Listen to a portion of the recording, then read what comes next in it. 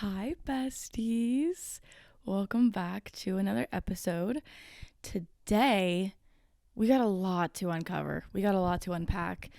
And yet again, grab a snack because it might not be a short one, but we'll find out really quickly. Last week, I told you guys that I was going to the Taylor Swift concert and I was going on a date.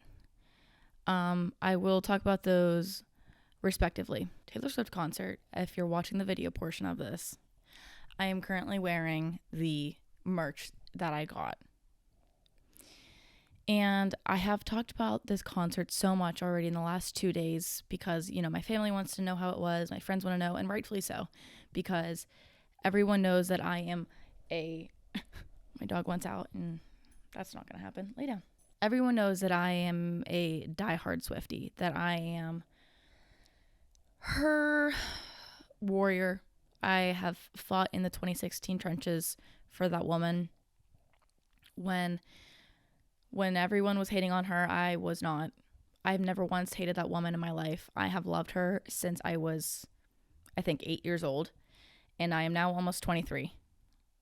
So I ended up getting really good seats, and I am, first off, want to say incredibly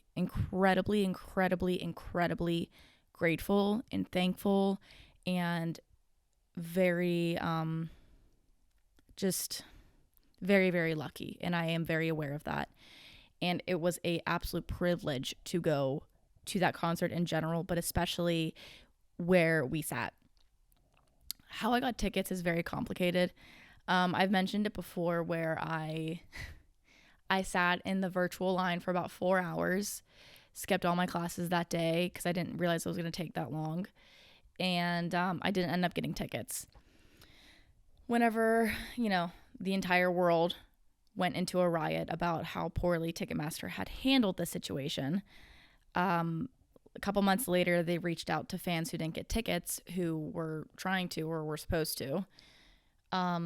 I ended up getting an email from Ticketmaster, and they were like, you have another chance to get tickets, and this is your chance. And so basically what you did was you put in how many tickets you wanted, which you could only get either one or two. You put in your budget for what you the budget depended on what kind of seats you got. So if you wanted to pay a pretty penny, you were going to get good seats. And if you didn't have a pretty penny to spend, but you still wanted to go, you could put that in and you got to choose. And so I put, the price range of the tickets that we could get, and it was randomly generated. And I put it in, and it wasn't like a guarantee that we were going to get those tickets. It was just a lottery system. If they had tickets for that date and in that price range, we would get just whatever they had together. And so I think it maybe was a couple days later, I got an email saying that we got tickets, and it said where the seats were. We were section F3, row 4, seats 15 and 16. And so we were on the floor, row 4. And that's all. I was just gobsmacked. Absolutely gobsmacked. And I was flabbergasted, to say the least. And so I knew we were going to be very close to the stage, but I didn't, and I even looked on the map, but I didn't realize how close we were actually going to be. Because when we got there, the way that the stage is set up, we ended up being front row in front of the diamond, on the side of the diamond where the point is. And so there was no one in front of us, just me, a barricade, a security guard, and Taylor Swift. And that was it. And if you listening don't follow me, my personal Instagram, I posted an Instagram post in the second video, the second slide is a video of her singing August, and it's the part where she is running towards the other side of the diamond, and by God, I was on the other side of the diamond where she was running towards, and it is the most majestic thing ever. It is my new screensaver, and I swear to God, there were a couple times throughout that concert that I Swear to God, she was singing to me. And like I know there were some people around me whenever she like looked at me, or at least I thought that she did, and they were like, oh my God, she looked at me. But I swear I was like, no, she looked at me. But there were a few times where I was like, I know for a fact she made eye contact with me for more than like 3 seconds. And I cried a couple times, but I had to hold back like blubbering sobs so many times. Like when she first came over close to us during her Lover era set, and she looked at me and my cousin, I was starstruck. It was the most visceral, unreal, surreal experience I've ever had, because I have dreamed of this woman. I have looked at pictures of this woman. I've listened to her voice since I was a child. And she basically raised me. She taught me so many incredible lessons that I still carry with myself today. And just seeing her and looking her in the eyes was just unreal. And I'll never get over it. Like that was just, I'll just never get over it. And she's just perfect to me. I know everyone has their flaws, and I'm sure she does, but at the end of the day, she's just perfect to me. And I love her with all my heart. I love her more than anything that I can even verbalize. And just know that I had a great time. I also peed my pants. Yeah. I've never peed my pants in my life, but I'm glad that it happened at a Taylor Swift concert. I got so excited that she brought out Aaron Dessner for one of the surprise songs. I was jumping up and down. I didn't even think I had to pee, honest to God. And it wasn't, a full-blown potty break, but it was enough to say I peed my pants. And I'm not even ashamed of it. Like, I'm glad it happened at a Taylor Swift concert, because that just makes the most sense for me. And my entire family said that. They were like, if it was going to happen, it was going to happen at a Taylor Swift concert. And it did. It did. And I have no regrets. I remember like the security guard in front of us, she was younger, and she was so sweet. And when it happened, I was like, oh my God, I just peed my pants. And my cousin was like, actually? And I was like, yeah. And the security guard, her name was Sarah. She was so sweet. She was laughing. She was like, oh my God. And I caught her lead guitarist, his name's Paul, his guitar pick. And I play guitar, if you don't know that, which is just unreal. And that was so cool, because I was like, he was looking at me and smiling, and I was looking at him, and I like made a grabbing motion, because he had thrown a pick at towards someone else earlier in the show, and I was like, maybe he'll throw one to me, and he did. And I don't know how I didn't pee my pants then. Actually, no, I peed my pants later, but I was just like, I'm speechless. So let's just move on. The date didn't happen. He ghosted me like a little puss. Ryan from Hinge, you suck. He's 27 years old and like still ghosted me. If you're 27 years old and you're still ghosting people, and you have a full-time job, you have a 401k, and like that's just so wrong on so many levels, on ethical levels, on moral levels, on just all levels. It's just fucked up. I just can't imagine being a 27-year-old man. First of all, just that in of itself, terrible. But being 27 years old and ghosting someone who had all good intentions, who just was, you know, I don't know. It's hard, because it's like, we were only texting for a few days and we hadn't gone on a date yet. So you might be thinking like, he didn't deserve to, he didn't need to send you a text message that he's not interested. But like, I would have, but I guess I'm just a decent human being. I don't know. It's just, I'm used to it at this point, because men just in this pool that I'm swimming in are just terrible. And I don't care what anyone says. They are just the worst. It's not because I have unrealistic expectations. It's not because my standards are too high. It's not because I'm stubborn. It's not because I'm picky. It's simply, at the end of the day, because men can't commit until they're like 35. Swear to God. My dog is barking upstairs now. So this is highly unfortunate. I knew this was going to happen. So I'll be right back. I'm going to go let her out. Anyways, my dog's going to want back in shortly, but I might as well just continue while I am sitting here. So yeah, date never happened. He sucks. That's fine. I mean, I created a whole entire life for us in my head, but that's fine. I'm a chill girl. It's fine. Another little update. Any of you bitches know what Notion is?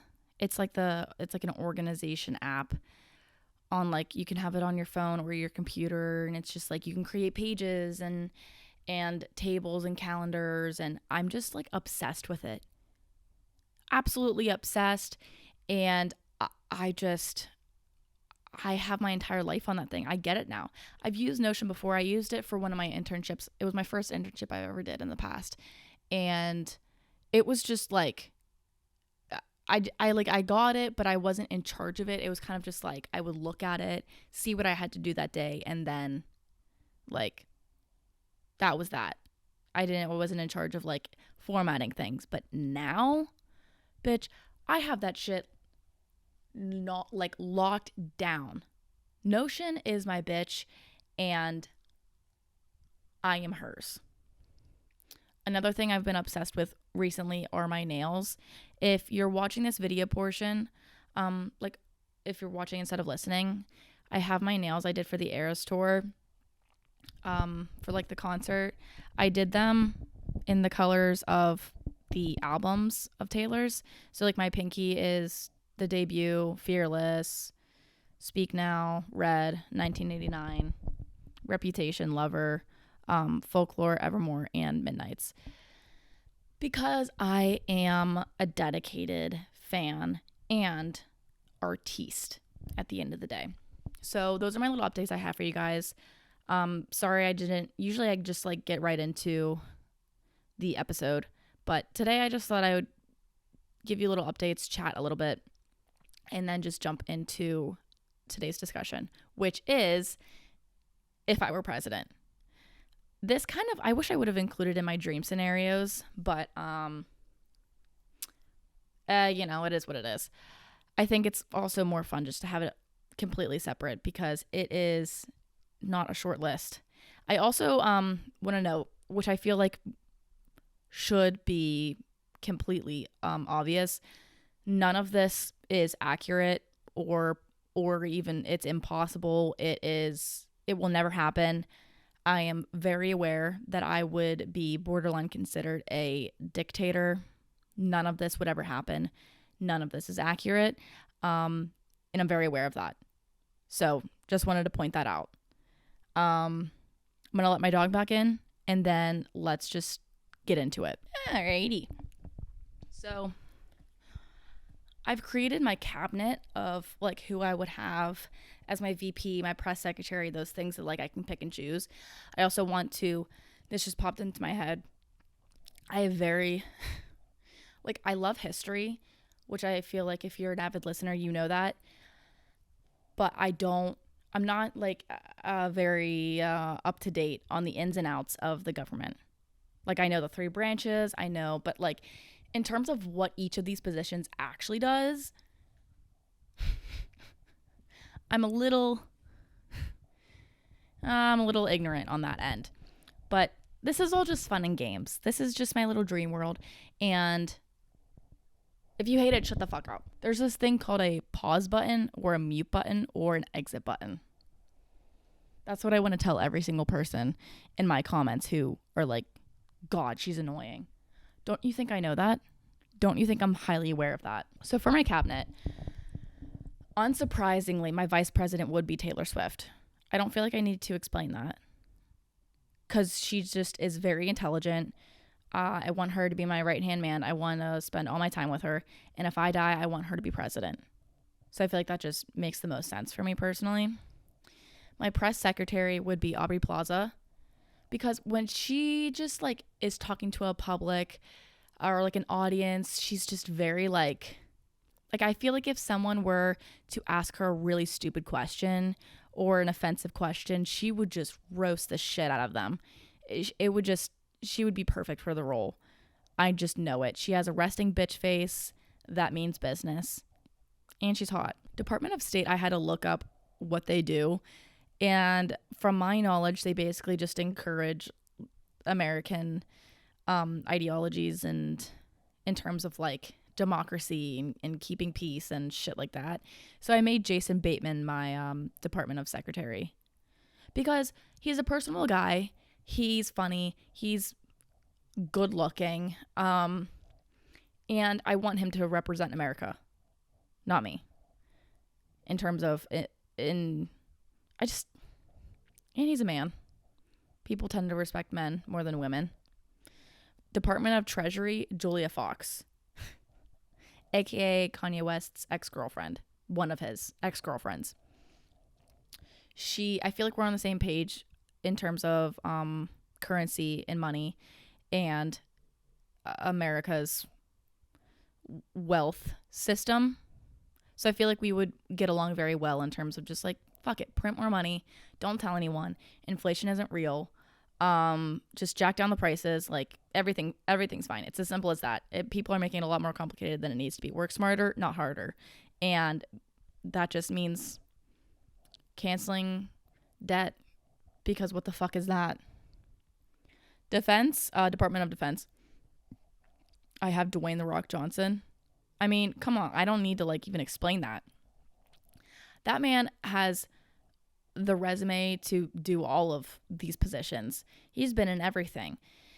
And he's huge. Like, I feel like he could defend the nation just by himself. So I want him to be in charge of that and take his knowledge from the movies he's been in and, you know, just really logically and realistically apply it to the real world, because that's exactly how that works. Department of Justice, DOJ, would be AOC, which she is technically already a politician, but I feel like I need one real person who is actually a politician on this list, just so, you know, one of us really knows what we're doing. She just knows what she's doing, and even if she were not a politician, I would want her on here because she is incredibly intelligent, and I'm scared of how smart she is. So I think she's perfect for this role. I've seen countless clips of her just absolutely destroying people who are going against her, and she's a slay. I also can't stop saying slay, which is just so embarrassing. It is so embarrassing. I was at my Father's Day cookout yesterday with my family, and my grandma said something. I said, slay. I need to get off the internet for a long while, and I can't help it. It's just, I haven't gone through this phase. This is just the phase I am in my life right now. I'm in my slay era. Interior. I didn't know there was a Department of Interior, but I chose, in drum roll, please, Dakota Johnson and Stanley Tucci. I know that's two people, but I could actually care less because this is my dream world. Dakota Johnson's house was, when she showed it to Architectural Digest, that was a cultural reset. Like, I mean, the green kitchen changed lives. Stanley Tucci just has amazing style. I don't know if he has like a house tour or on AD or Vogue or whatever, but I just have a really good feeling like he knows what he's doing. I also recently found out he's not gay, or at least hasn't been like admittedly or openly gay. I could be wrong about that, but I'm almost positive that he is a straight man. He has a wife, so he could be bi, but I'm pretty sure he's straight. And that didn't crush me, but it took me like a day to get over that. Agriculture, Snoop Dogg.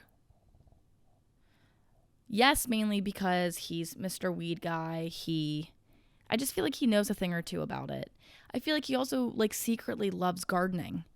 He just seems like he knows a thing or two about farming and gardening, and I think that he's a great symbol for agriculture. Snoop Dogg. Commerce, Department of Commerce, Paris Hilton. I don't really know exactly what the Department of Commerce does. This list took me a while because I really wanted it to be good. However, I just know that the Commerce definitely is probably in charge of economy things, and commerce is just like e-commerce is online shopping. So, and I know that girl, she likes to shop. She has a lot of clothes. And I feel like she has played this role as like this ditzy, like high-pitched voice girl. But like in recent interviews, and she was just like, no, that's not my real voice. Like, this is my real voice. And she just talks like a normal person. And I think that's awesome. So she's a slay. Department of Labor. Didn't know this was a thing, unfortunately. Adam Sandler would be the Department of Labor solely because he is constantly working and he is in every movie made ever.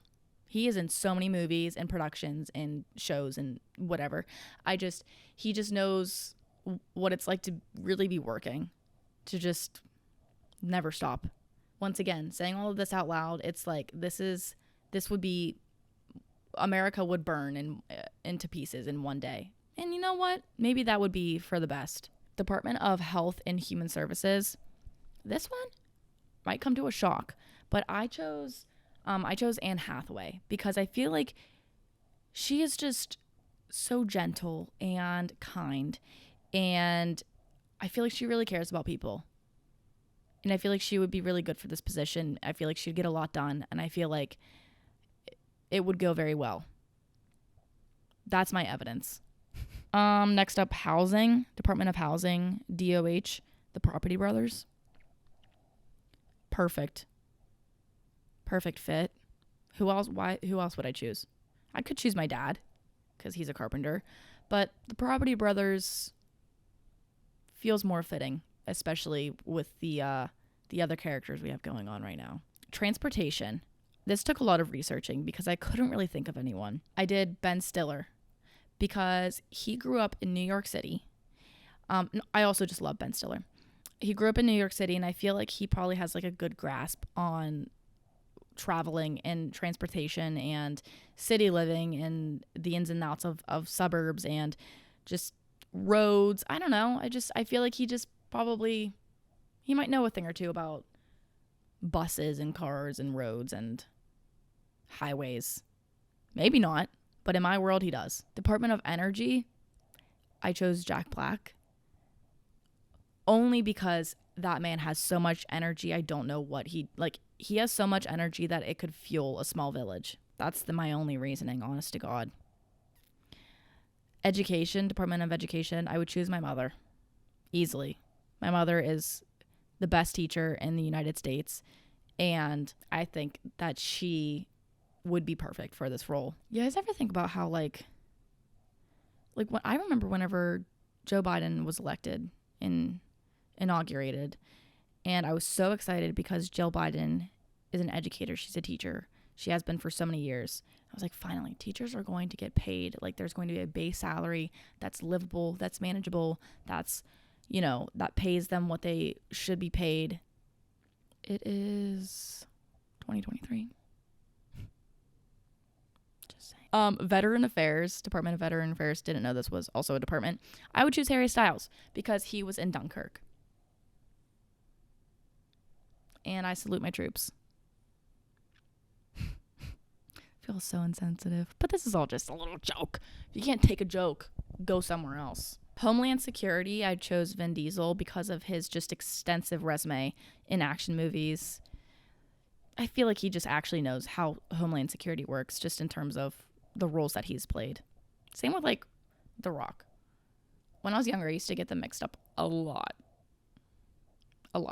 And still sometimes do. Chief of Staff, I would do Pedro Pascal because I always just want him around. I want him in charge and I want constant contact with him. He could also, put in some work for Homeland Security too because he was in Narcos for a few years. My executive assistant, I don't really know if this is considered my cabinet, but I put her in there anyways.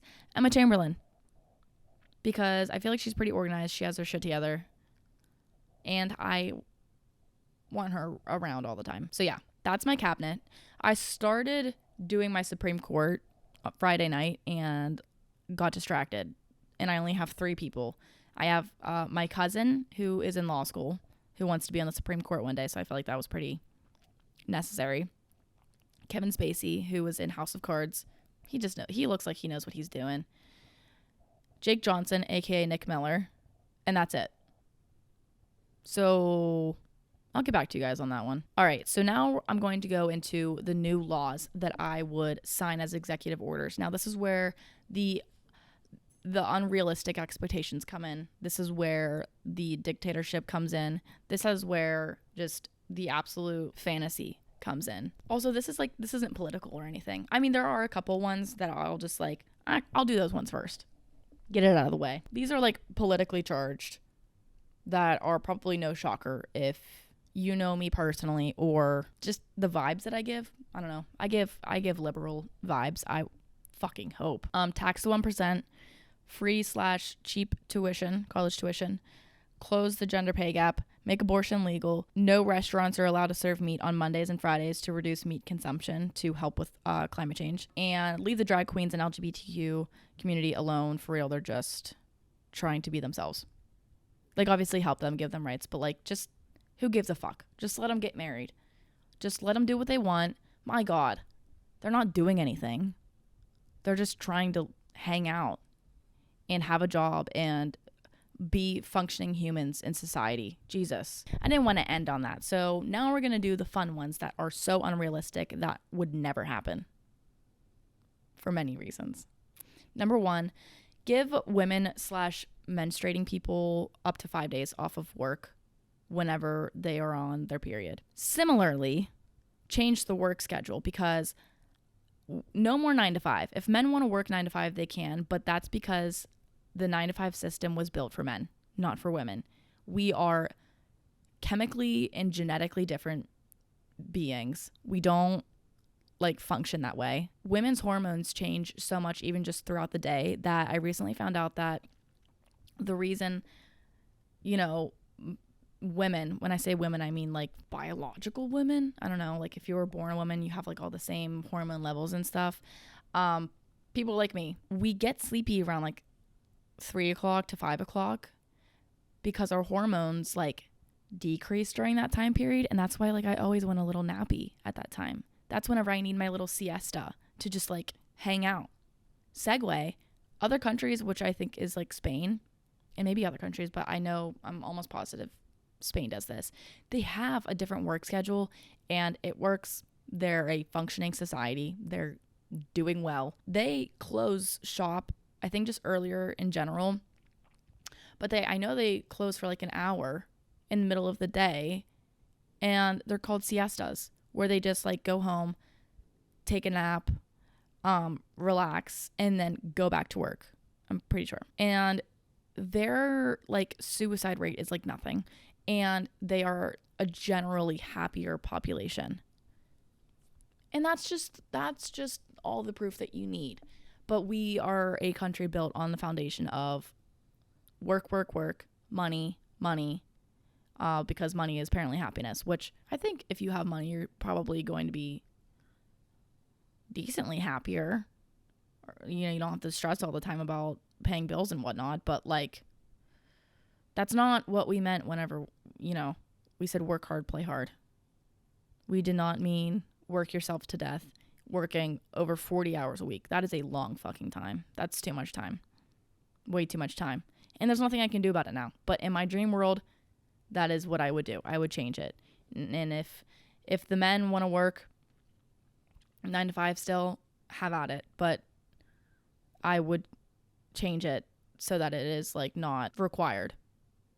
And also I think that the giving women/menstruating people 5 days off of work is a great thing. We're not meant to work in those conditions. We are in excruciating pain. Like, it's optional. Like, if you get periods and you're like, okay, I think having that option, it's just like going to encourage people to kind of, if they need to, they can. If they want to take like 2 days off, like if I know personally, like my first 2 days are like pretty bad in terms of cramps and PMSing and pain and whatnot. Like, I would take those 2 days off and then work the rest of the 3 days, because if your people aren't happy, they're not going to do great work. Like, if your employees are miserable and in pain, and like, it's just like, they're not going to get a lot of work done because they're miserable and in pain. So better off just take those 2 days off and then be uber productive the rest of the 3 days or like the next week. I just feel like it's just shouldn't be that complicated. This could be a lot of ignorance just speaking into a microphone. And it probably is, but like whatever. Next up, I would change the middle school and high school start times to like 9:30 in the morning. Like that's whenever your first class starts. There is just no reason I needed to be getting up that early to go sit in a building that has terrible fluorescent lights. My high school building was just awful. Just asbestos, terrible lighting, just all the worst things. It was a humbling experience for sure. You don't learn anything for like the first 2 or 3 periods. And I'm almost positive there's like actual research behind that proves that your brains aren't awake. I think it's 10 a.m., but I was just trying to like compromise a little bit. Like our brains aren't fully functioning until 10 a.m. Next up, this isn't like an executive order, but I would make it allowed to reveal who killed Princess Diana. The people need to know. And if it was the royal family, they need to pay the price, even though it's not our country.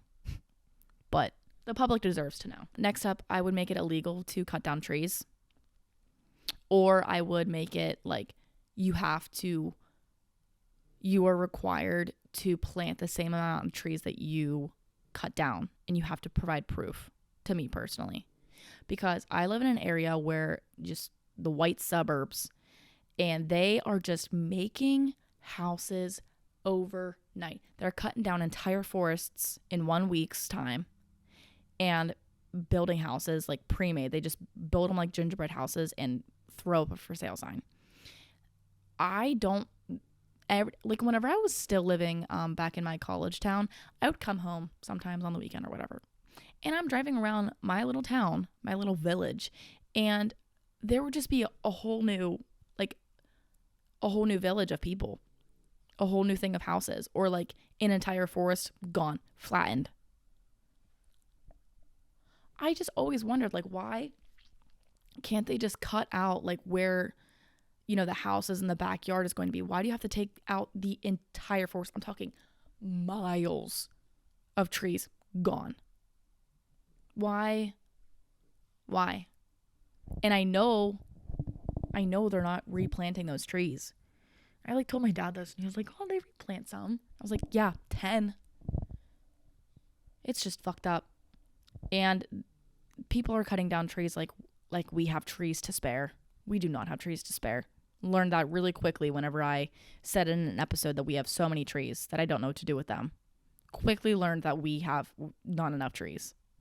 Because the thing is that the more trees that we have, the more like carbon they consume, which can help decrease like the carbon levels in the atmosphere / like the greenhouse gases. Fun fact of the day. And the more we cut them down, the more like worse global warming is going to get. How fun is that? That's so fun. Next up, this one irks me. Require all businesses to have at least one public bathroom that you don't have to pay for. If I were like the president in like a European country, I would just say stop making people pay to go to the bathroom. I don't care if it's only like 25 cents equivalent. I don't care. But like Dairy Queen, here's the thing. It's a place is only legally required to have a bathroom in the building if there are like sit down tables. But like Dairy Queen can get away with it because they don't have sit down tables inside the building. They have them like outside. And I worked at a Dairy Queen whenever I was younger, and I had to learn this.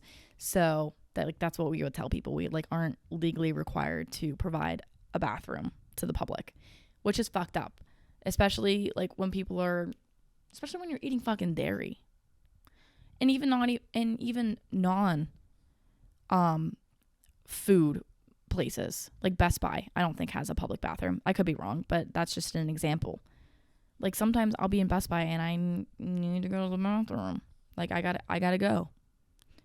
And I have to clench my cheeks and run to the nearest Panera. Next up, make unpaid internships illegal.